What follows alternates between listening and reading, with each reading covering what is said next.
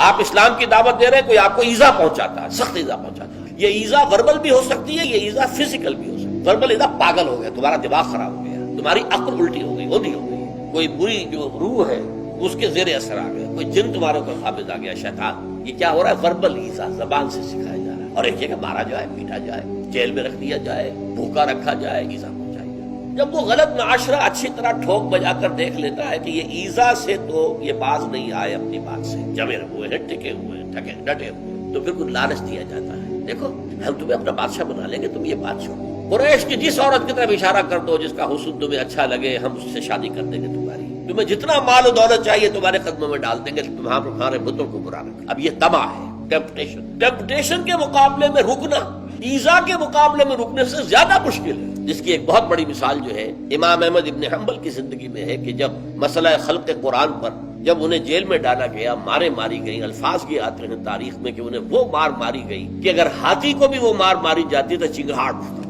لیکن ان کی آنکھوں میں کبھی آنسو نہیں آئے. پھر زمانہ بدل گیا، اب خلیفہ کوئی اور ہو گئے، اور ان کا اپنا موقف وہی تھا جو امام احمد ابن حنبل کا ہے. ایوان خلافت سے ایک ایلچی آیا ہے اشرفیوں کی تھیلیاں لے کر کے، یہ خلیفہ نے آپ کو بھیجی. اس پر حضرت امام احمد ابن حنبل رو پڑے، اے اللہ میں اس آزمائش کا اہل نہیں. یہ آزمائش سختر ہے اس مار سے کہ مجھے جیل کے اندر پڑ رہی تھی، اس سے رکنا بہت مشکل.